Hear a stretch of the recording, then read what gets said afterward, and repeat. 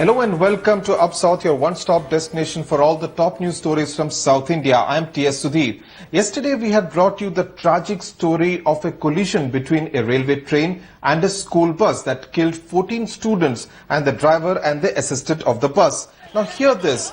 A father who thought his own son Darshan was in fact dead and in fact cremated the body now realizes that he had cremated the body of another child by mistake, and his own son Darshan alias Dhanush is in fact alive. Joining me now is Pratibha Raman from Hyderabad. Pratibha, obviously in his state of trauma, the father didn't realize what he was doing. Please take us to what actually had happened. Well, Sudhir, it was literally like a rebirth for 6-year-old Darshan, who's also fondly called Dhanush, because when the father dropped Darshan at the school at 8:30 a.m. yesterday, later he received the phone call about the accident and rushed from one hospital to the other. He was so crestfallen, and in that confusion he failed to identify the body of his son, and he took one body, and that actually belongs to that of Dattu.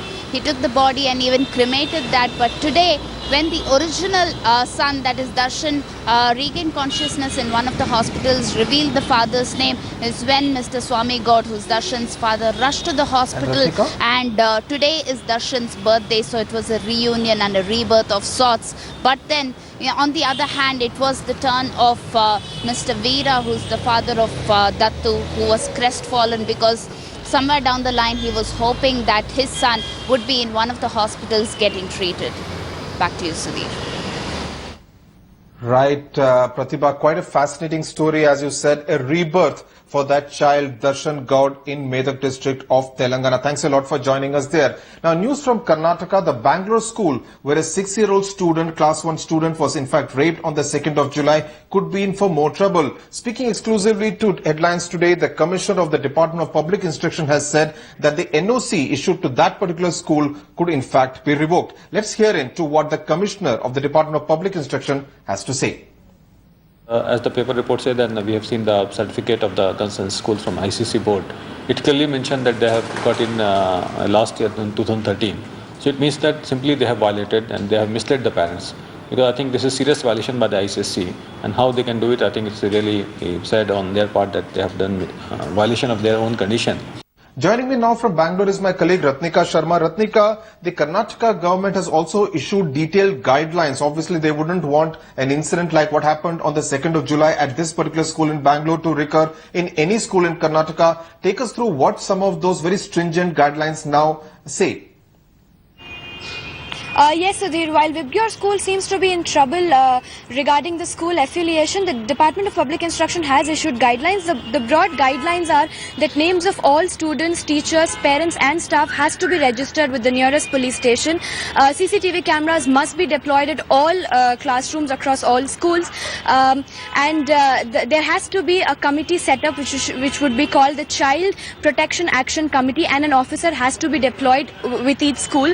And any act of sexual violence or otherwise has to be reported immediately to the police, and also the parents have to be intimated. So these are the broad guidelines that the Department of Public Instruction has meted out to all schools across Karnataka.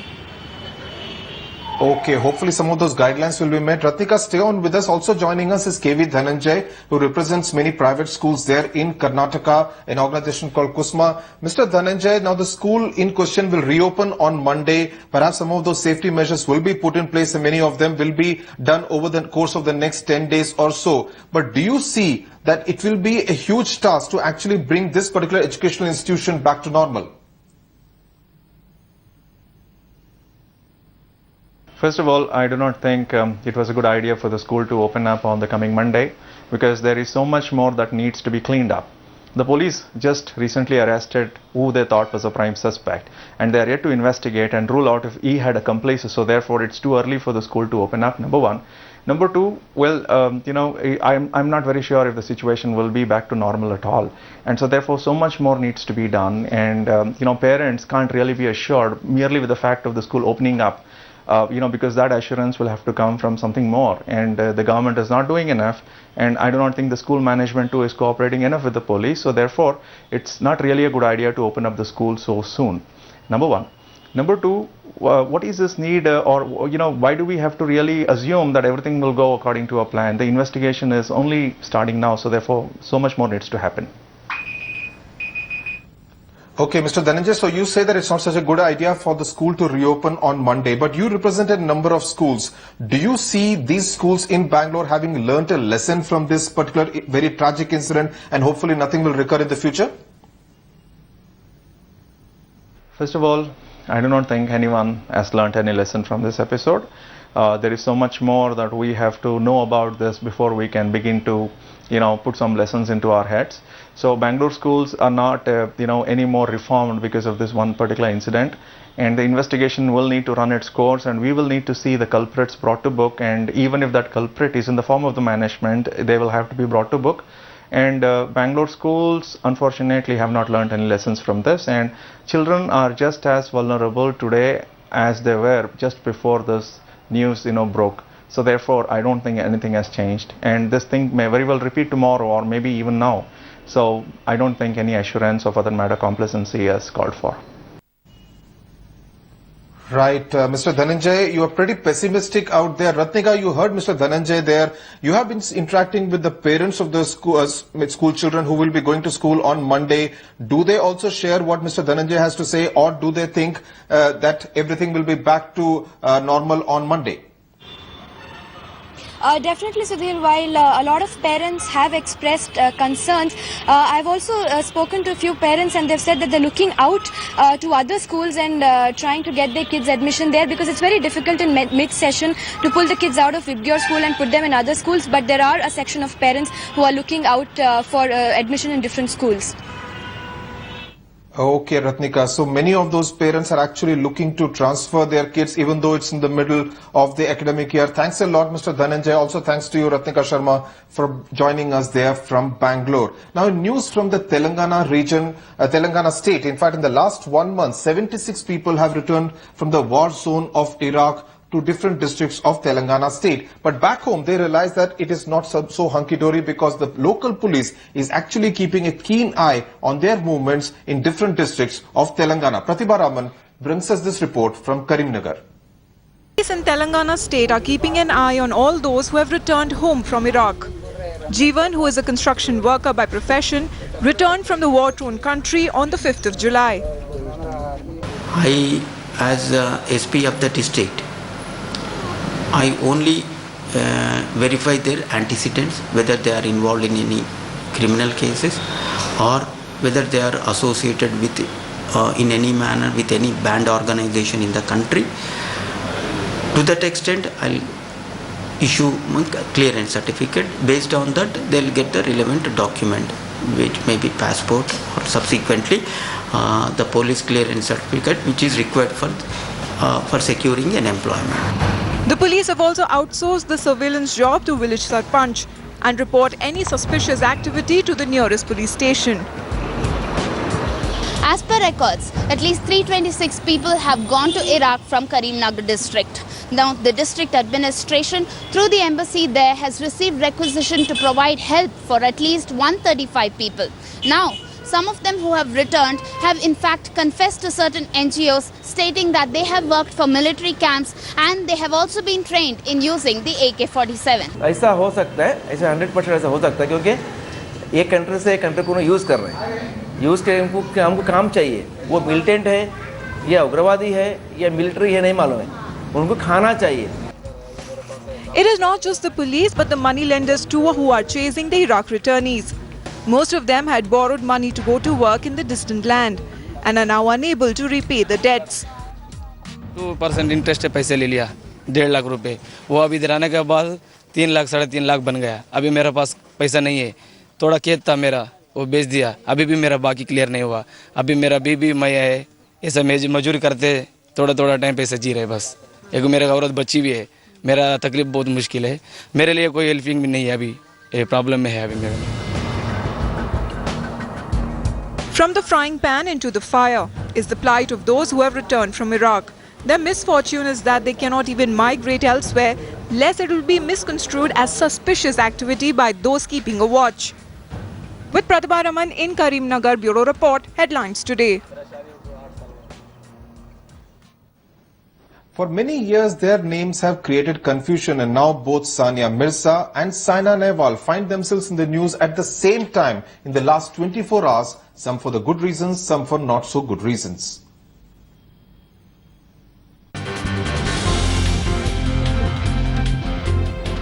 Indian sports shamed. First it was Saina Mirza, who represented India achieving her career best world ranking of number 5. BJP MLA K. Lakshman criticized her, saying she is not Indian enough and cannot be Telangana's brand ambassador. On the other hand, Saina Nehwal, a shuttler, waits for a cash reward that was promised to her 2 years back.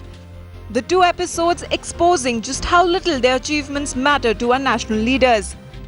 No, I think that I can't say that. No, I can't say that they are not treated very well. I hope that, I had a word, actually I spoke to Mr. KTR this afternoon or this morning, and he said that he's already replied to that, and I'm not in a position to reply to Saina Nehwal, unfortunately, but I hope that, she gets what she deserves, because she's done so much for this country and for this state, and I really hope, and I'm sure with a CM like ours, who's, I think he's moving forward only at the moment, so I'm sure he will take it forward. Saina Nehwal took to social media to express her disappointment for not receiving her cash award from the state for winning the bronze medal at the 2012 London Olympics. The ace shuttler posted 2 tweets stating she was happy at the appointment of Sania Mirza as the brand ambassador of Telangana, but was hurt at still not receiving her grant from the earlier Andhra Pradesh government for the Olympics triumph. Saina's comments came after Telangana Chief Minister K. Chandrasekhar Rao announced 1 crore rupee cash grant for Sania Mirza towards her training. Meanwhile, Telangana IT Minister K.T. Rama Rao has promised action. The then Chief Minister of Undivided Andhra Pradesh N. Kiran Reddy had announced 50 lakh rupees cash award for Saina Nehwal. Bureau Report, Headlines Today. Tomorrow is likely to be the D-Day when some kind of an indication will be there which city will be the new capital of the new state of Andhra Pradesh. In all likelihood, it's likely to come between Vijayawada and Guntur. That's what most of the Telugu Desam ministers seem to be inclined towards. In fact, it's geographically centrally located, has access to Krishna water, also has access to the Gannavaram airport in Vijayawada. That makes Vijayawada Guntur the frontrunner to become the new capital of the state of Andhra Pradesh. But the leader of the opposition, Y.S. Jagan Mohan Reddy, does not think so and has these objections to Vijayawada Guntur becoming the new capital of the state. It's not going to be, it's going to be detrimental to everybody. See, even in Krishna and Guntur, come up with a location what has at least 30,000 acres of land, then it would make some sense. This is what we're asking. We're saying please ensure that it is right in the middle of the state. Please ensure that it is at least 30,000 acres. Please ensure that the water is sufficiently available. As long as these 3 parameters are kept in mind, things would shape out well. Meanwhile, in Andhra Pradesh, efforts are on to ensure that despite the severe revenue crunch, a new state and a new capital city is built with full vigor. Shisha Reddy sent us this report from Tirupati.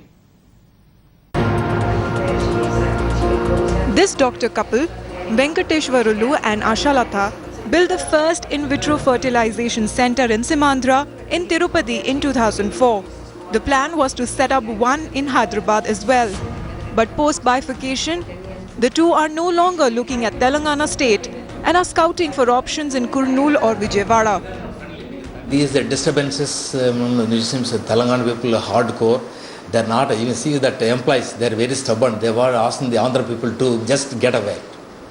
So if such thing happens, we don't get cooperation from public of Telangana. Definitely, even if some Andhra doctor is starting a hospital there, we are sure we are not going to get support from Telangana people, Telangana doctors also.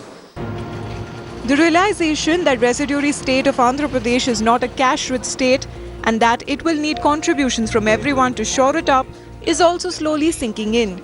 The Tirupati Chamber of Commerce has appealed to traders to contribute to develop the new capital. We are also increasing. Another 4 to 6 people are going to be employed in our by my place. And to see to it, then Tirupati also, all the traders, there is a huge employment will be definitely be created. For independence, how the people participated. In the same way here also, the people feel that, yes, our capital city, we have to construct ourselves.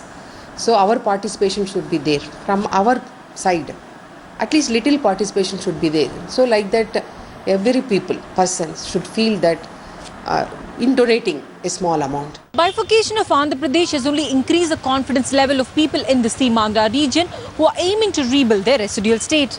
From a common man to an industrialist, the emotion is just the same. On this filmy Friday, we look at actor Dhanush's latest release. The movie is turning out to be a blockbuster. In the opening weekend between 18th to 20th July, the movie has got collection of rupees 12.96 crores. So let's find out, what do you think of the movie? How is the movie?